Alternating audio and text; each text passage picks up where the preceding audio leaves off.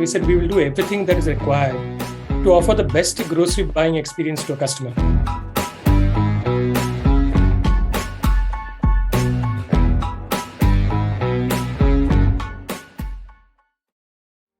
BigBasket started in 2011, and I think it's almost a decade now that we've been in existence.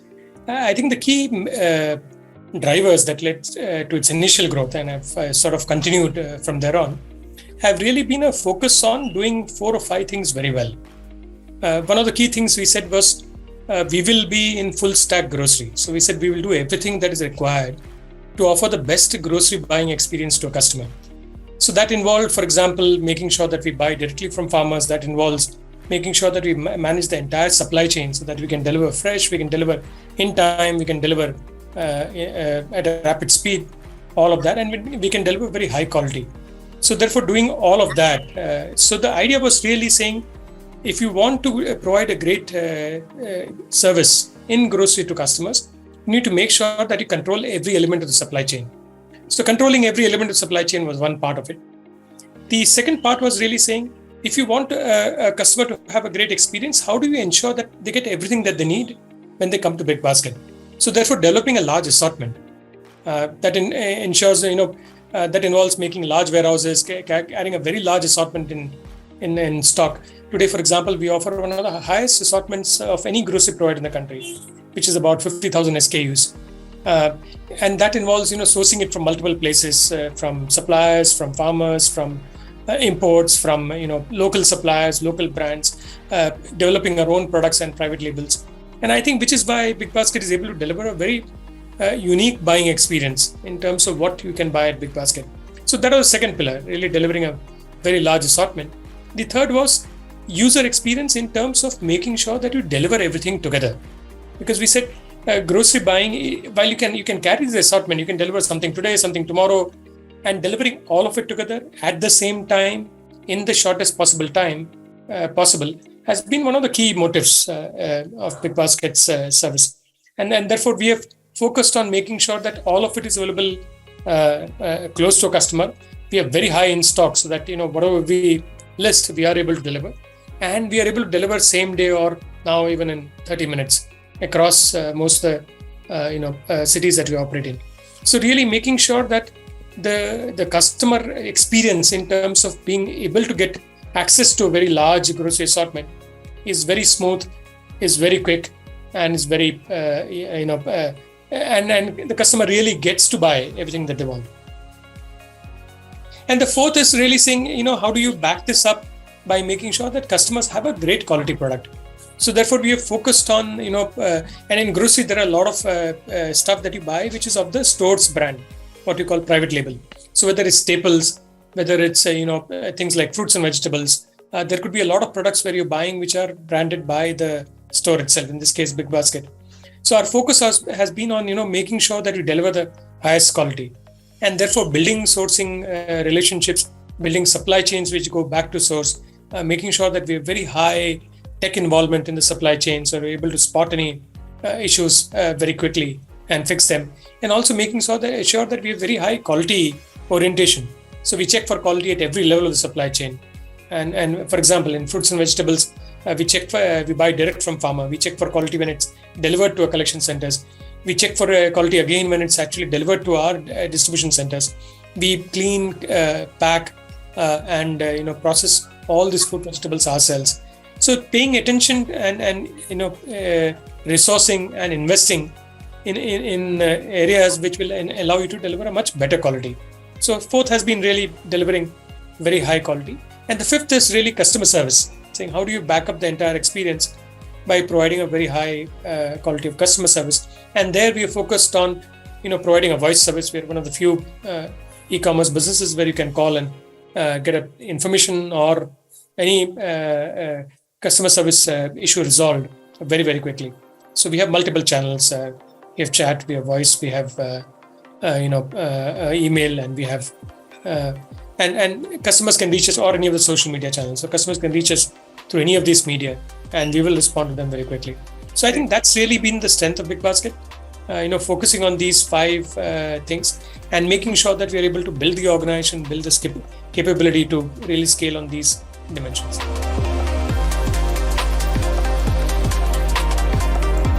So I think one of the key things is one of the focus in customer service is also to actually reduce the need for customer service fundamentally, right? And that's one of the things that we really monitor and look at very closely, because there are, customer service comes into play because of two things. One, there's not enough information available to customers, so the customer needs to reach you, or there is an error somewhere which results in either a delayed order or item missing or a quality not being what the customer wants, or a customer not being able to shop because they're not able to find the product, stuff like that. So I think the second part is something which is error in the system which needs to be fixed. Mm-hmm. So one of the things that we do is we really spend a significant amount of time analyzing data coming out of what customer service issues are coming. And there we work with your company, Ozonetel, for example, where we are using your services to really, capture data, number one, use that to provide customer service, and also use that to analyze and figure out which are the key issues that need to be fixed. So the issues that come out from here then go back into the organization, and we put a lot of focus in terms of resolving them.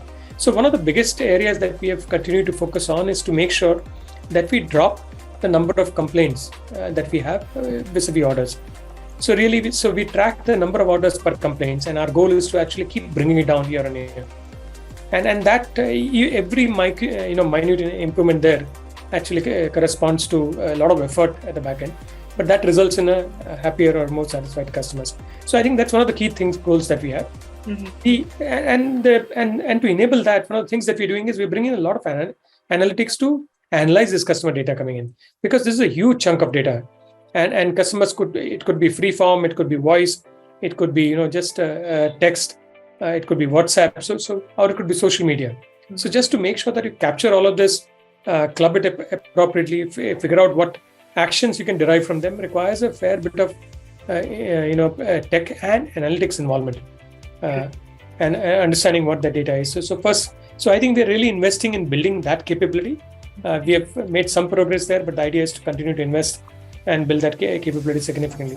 On the other side, the second is really, where customers have an issue with the product. Product in this case is our app or a website, where they're not able to find something, or they're not able to actually understand what's going on, or understand how to place an order, understand how to, avail a particular service or reach somebody. So there, I think that there again, the remedy is the same as before. You really need to analyze what's causing that this thing and make changes in the product. The third, the reason why customers access us is really in terms of information. They want to know if you carry a particular product, or if there is something which you can, or they want to do want a special service. So in those cases, obviously, you need to provide the fastest possible resolution to customers depending on the query. So that is backed by voice, that is backed by live customer help, and a lot of resources at the back end where people can search. There are FAQs, there are blogs, but more than that, I think their ability to find the information on the website or app is very important. The second is their ability to reach to an agent and get information very quickly. Mm-hmm. Right? It may not necessarily be voice. It could be just sending a WhatsApp message, or coming on to chat, or messaging and saying, okay, can somebody tell me? And that we find customers like that because they don't need to interact. It's much easier sending a message to somebody and get a response in, let's say, 5-10 minutes, than really picking up the phone, waiting, going through that, talking, making the person understand. If you get an appropriate response, that's actually much, much easier and much better service for customers. So therefore, we are building, using queries that come in. We are now building, first an understanding of what those queries mean, then building chatbots, and building tech behind it to make sure that we answer it intelligently. And at the final level, obviously, you have a human agent at the back to make sure that gets answered correctly. So I think multiple things. One is obviously focus on understanding what the customer needs, and really building the technology and the team behind it. It's also working with good partners like Ozonetel, for example, who have provided the technology infrastructure and have sort of built and customized it along with us to make sure that it meets our requirements, and also customers in the grocery space. So I think that's the second part of it.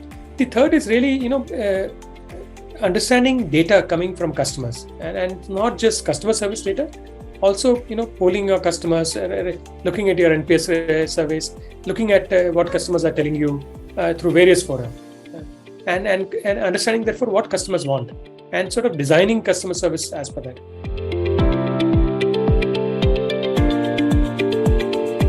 So I think it is not a challenge for us, and I think it becomes a challenge if you don't have mechanism in place to understand what customers are doing. And there are some 3-4 mechanisms that we have. One which I spoke about, which is really looking at customer service data coming in and understanding what customers are doing.